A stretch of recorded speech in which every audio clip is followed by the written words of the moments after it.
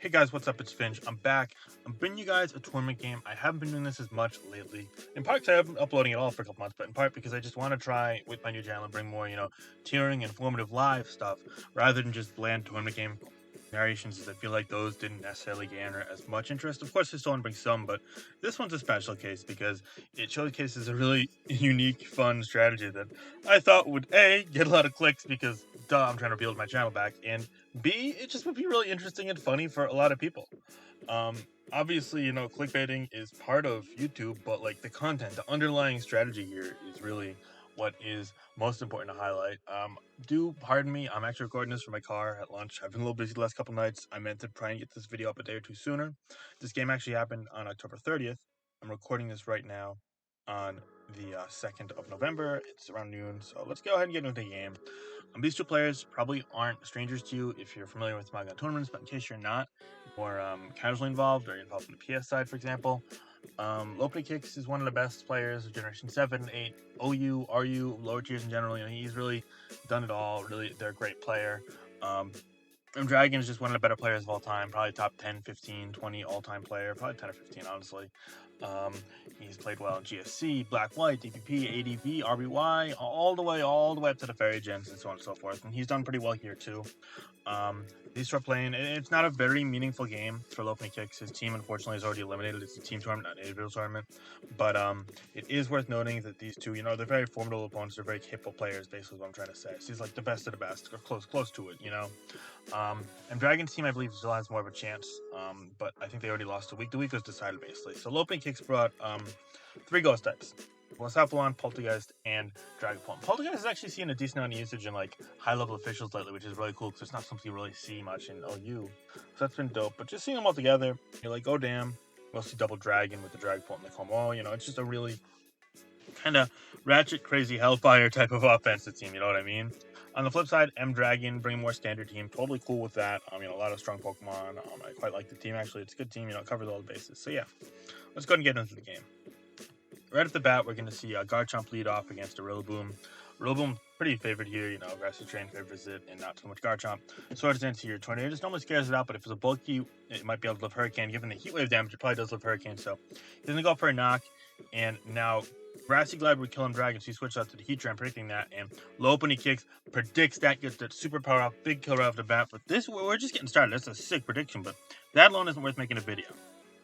Now that the Rillaboom is no longer capable of killing Tornadus, though, he's gonna have to switch out. Heatran comes in, and Dragon predicts that and gets for the U-turn, getting some momentum with that Garchomp. Great play there. That's gonna force out the Heatran. Dragapult comes in knowing a Dragon's not coming at him, so rocks come up, and Tornadus comes to scout the Dragapult. It's not going for Shadow Ball or anything like that. It just goes for a Dragon Darts with Life Orb. So now Clefable has to come in on that.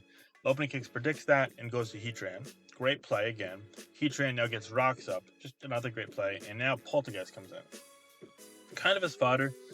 Swords Dance comes here. Poltergeist can't really do much in this matchup with Weavile there and potential Assault Vest and all the pressure. So yeah. Dragapult comes in now to threaten this, and it's going to go for a Dragon Dance, predicting switch to Clefable, knowing that it revealed physical. And here's the play. Grudge is clicked. Now, for those of you who don't know what Grudge is a move where if the Pokemon kills you with an attack, then that attack loses all of its PP.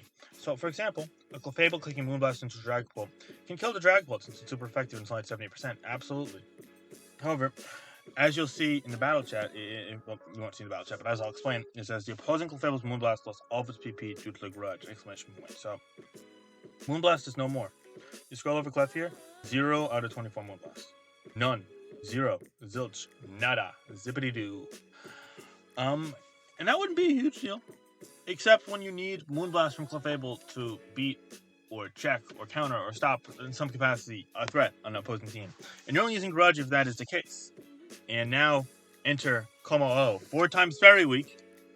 Clicks Dragon Dance on the switch to Weavile, which means it's going to be quicker. Weavile was a smart play because it was there for Belly Drum. Ice Shard would have been clutch there, but nope, Dragon Dance means it's a problem. Drain Punch there only does 27% into Clefable, which is like really good for the Clefable until it realizes it can't touch it. All it can do is click Thunder Wave, but at +2, you already negated that. Now, another Dragon Dance, and suddenly you're worrying about Weavile being outsped. You need full Paris to win the game, and another Drain Punch there.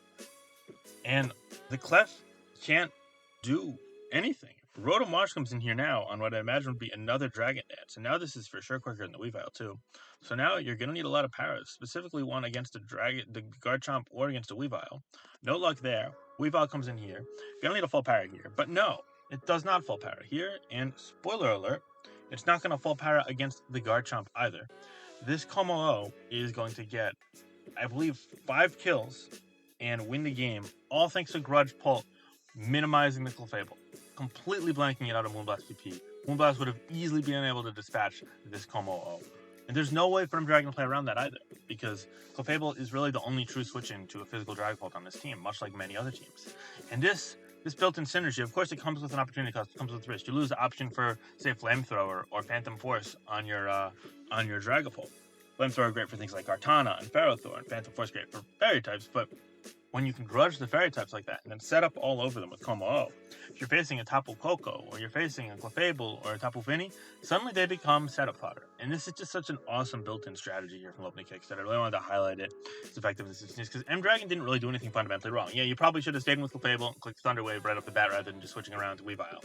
But you had to respect the possibility of Belly Drum, which also makes it even better because you can kind of bluff around with Como and it's a bit more of a guessing game rather than a surefire counterplay. Because if you click Thunder Wave on turn 1, then you go Hard Guard Jump on turn 2, you can definitely minimize it, especially if you get enough scale shots. Obviously, that wasn't the case here, but it's just a really cool strategy by Opening Kicks. Triple Ghost, really ratchet as is, but just seeing this application of Grudge into Como, which we actually saw way earlier in the DLC 1 days with that and Nasty Blood-Eyed Dragon.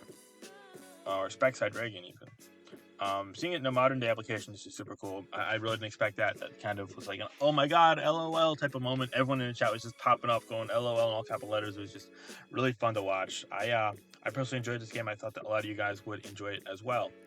Some other things I want to highlight is that this Como, it's not like a bad Pokemon inherently. You don't always see it as much, Back when things like Rotom Heat were common, and you maybe saw less of the Shifu line, and Tapu Lele wasn't a thing. Como is one of the better Pokemon, more of a great rocker on the defensive sturdier end, and a dynamic offensive presence on that end with a couple different options, be it Ball Drum or Swords Dance or whatever it may be. But nowadays, that's not really seen as an option in this metagame. It's fallen off. So seeing it garner some attention, despite all the fairies and all the shards, just because it has a lord like that in Dragapult is awesome, and I really love seeing these kind of creative applications of offense. And I think it highlights how cool building offense in this metagame could be. There's a lot of room when you want to build in something around a specific core. You can kind of abuse specific things, be it the right coverage move on your Dragapult, or maybe running the right berry on your Dragon Dance Garchomp, or running Cova Berry on Rillaboom for flying types, and then suddenly you kill the turn 18, your Kartana and your Grass Drain Core goes off, or you run Yachi Berry on Scale Shot Garchomp so Ice Shard can't revenge kill you, or maybe you run Roselli Berry so Moonblast from Scarlet can't get it if it tries to come out on Scale Shot. Things like that. Those built-in pieces of synergy, they can suddenly benefit not only that Pokemon but also the entire team, kind of as a snowball effect from that. In my opinion, is what distinguishes Hyper Offense as well, being a better archetype this generation right now than any point prior to this generation, or really any point last generation. And just seeing this kind of revolutionization of Hyper Offense, and obviously this is more of a meme example with this Grudge in the Triple Ghost team. It wasn't a super duper serious team. You could pick out some things that Opening Kicks team probably couldn't switch into very well, for example, but just seeing this one rogue application kind of epitomizes a larger concept. And in my opinion, and sorry to make this into a bit of Finch goes off and discusses something serious when it's supposed to be a fun game, but in my opinion, I think that's one of the best components of team building in the modern metagame state. I'm not going over 10 minutes, Sam. I don't want to go too far over 10. I got stuff to do. Yeah, okay, I got another minute. But yeah, no, and I just really enjoy that, and I thought that this Como thrived in this circumstance with this support, and I wanted to highlight that. But anyway, guys, what do you think of this game? Let me know your thoughts. Do you want to see more tournament games? If so, let me know in the comments below, or it's more fun application scores like that. Just let me know what you want to see in the comments down below. I'm still trying to get in a feel for this. I think this is my 4th upload since I got quote-unquote back. I took a couple days off because I had a busy weekend. Sorry about that. I'm going to have a busy weekend this weekend too, so I probably won't upload much till next week, honestly. But then I'm going to start ramping up and be a little more active coming into Generation 9. Guys, we're approaching 2 weeks until Generation 9. I'm just super stoked for that. So, like, comment, subscribe. You know the drill. All right, guys, you all have a wonderful day. And yeah, no, we are approaching Gen 9, so I'm just real stoked for that. I think that's all I got to say there. Yeah. All right. Like, comment, subscribe. Have a great day. Please let me know what you want to see in the comments below. And I just really hope that we get some good Generation 9 content coming up. We're getting real close. So yeah. All right. Bye guys. See you soon.